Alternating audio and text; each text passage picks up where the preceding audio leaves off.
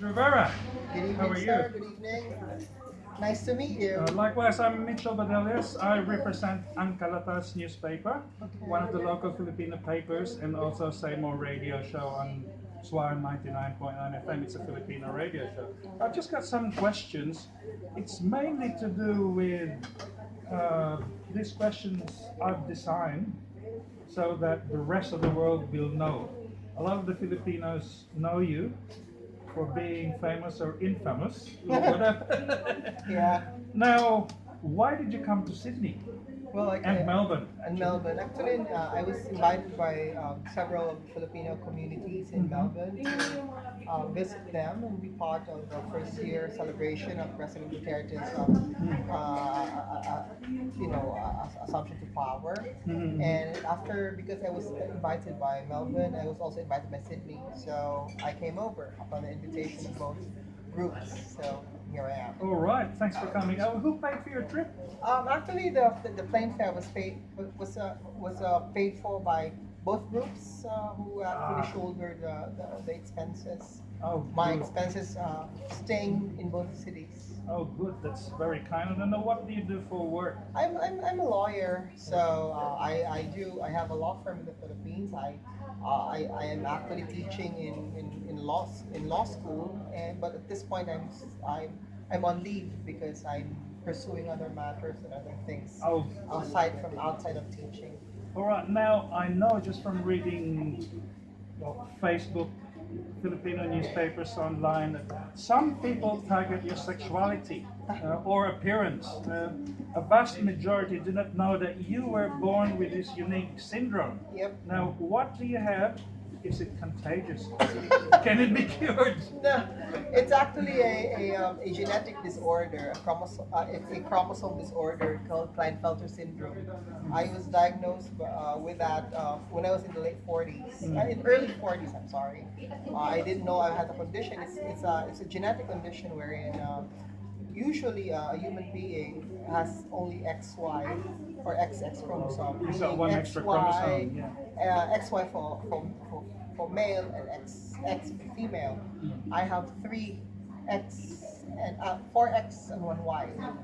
So I have the disorder for that, and it makes it's a little bit complicated because it's not contagious, but it opens you up to a lot more an interesting life. Yes, I asked the question mainly because people think that your sexuality is something that you decided to do. Oh, But well, it's not it's something. not something that you No. decided to do because of that. Now, some of Klinefelter syndrome setbacks include learning disabilities.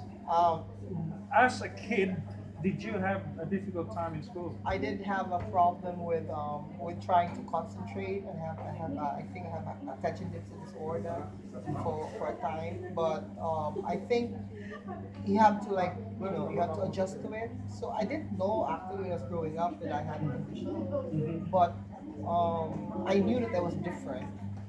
So I just found a way to try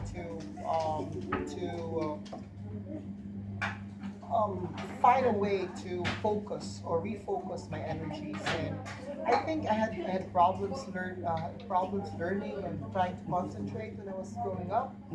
But I think I tried my best to make do with the problems I had, and hopefully it was successful because I became a lawyer. I think so, and some magna cum laude or something. Was that right? Yeah, I did. I did graduate with honors. So I don't know if it's because I overcompensated, but I think it's because you have to overcome what you think is your deficiency. So Yes, a lot of hard work. I did really hard work because I had problems concentrating and I had a little bit of dyslexia. Okay. Yeah. Yet here you are, practicing lawyer. Now, in your profession, communication is important. Now, how many Filipino languages do you speak? Well, I speak Tagalog, of course, because that's the language. I speak Cebuano, which is the language of my birth. I speak Ilonggo because it's an acquired language. So I speak basically three I do understand a little bit of Ilocano because my parents, my father's side was Ilocano, but I could not really speak the language. So I basically speak three. I'm fluent in both two, Tagalog and Cebuano. Now, how many Filipino dialects do you speak and understand? I understand four. I speak three. I speak, yes, three, fluently. There you go. No, I think it has a lot to do with being able to communicate and all that. Yeah. Now you did with the auction tonight, done very well. Oh, And sorry. I don't know if I have to apologize for No. all those, all those quips. Tonight's event was mainly for you to let people know of what's been happening in the Philippines. Yeah. Duterte's 1 year. Yes, His- basically to spread the good news, change perspectives, try to challenge challenge normal norms of belief, and even change perceptions. Yes, and I recall earlier Yeah. you mentioned why you were supporting this government. Why do you support the current Duterte government? Well, because I have to support it as a Filipino. I think it's the only choice I have. Well, the Lord left us with no other choice. He was the only one who was fit for the job, and we knew it. So I had to support him because it is my duty as a Filipino. You described him perfectly, in my opinion, anyway.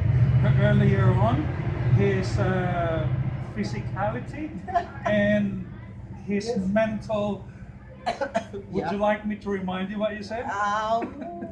Yeah. Well, you actually said that this is a person with big balls, Yeah, of course. sometimes a foul mouth, Yeah. a big heart, Yes. a bit of a maniac, but he's the person that the country needs at Yes. the moment. Yes. He's the crazy man we need at this point in time. Now, what message do you have for non-Filipinos who think that the current government engages in extrajudicial killings? Uh, well, the satisfaction rating of the president on his 1 year, and after he declared martial law in the Philippines, is a whooping 78%. That is mind-boggling. That is unprecedented. It only means to show that they should not worry about the Philippines, because if the Filipinos are satisfied with the way they are governed, then what right have others? What right would other people have to question what is happening in the Philippines? The best proof of the pudding is in the eating, and the Filipinos feel that they are safer now. They are in a better condition, a better state now, and it shows in the satisfaction rating. It shows in the growth of the economy. We are one of the highest growing economy in the world, and that is albeit the fact that there are several setbacks like the Marawi siege, several quakes, earthquakes, calamities, even with the distortion of facts by international media because of the opposition work. So despite all these, we are still experiencing this monumental milestones that a nation, that our nation is experiencing right now. So I think that is testament enough for the international community not to worry, because it's not it's simply because it's not true. Yes. Now, is there such a thing as a judicial killing? Well, in the Philippines, there's no such thing, because in the first place, How do we you don't- mean no we don't- such thing as extrajudicial No, or because judicial? technically speaking, when you say extrajudicial killing, it is what you call presupposed to a judicial killing, meaning you can only say there is EJK if there is a JK, meaning a judicial killing.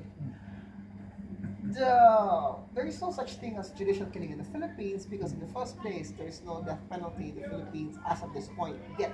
It's not yet. So who came up with the term Well, extrajudicial? it was the former government or the former administration who came up with that term via the Department of Justice via circular, and even with that, it was not the EJK that was that they were talking about in the international media. it talks about, well, even the figures, meaning because the distortion came from the definition itself, meaning the figures as to what presupposes or what is actually judicial killing is already muddled by itself. So they were putting figures like 7,000, but in reality it's even not as close to that. But the most important matter is that the perceived number of killings is not a departure from the rates that we had in the past. Meaning, the Philippines is one of the countries with the highest intentional homicide rates in the world. Number 2 in Asia. Alright. So, let's face it, we have a problem with intentional killings, and it has been a problem in the Aquino administration. So, for them to be shouting that this is a problem now in the Duterte administration, reeks of hypocrisy, reeks of it is something that they should not even be talking about because, well, they have the problem to begin with. Okay, you just answered my follow-up question. Now, what message do you have for Filipinos? Well, Filipinos.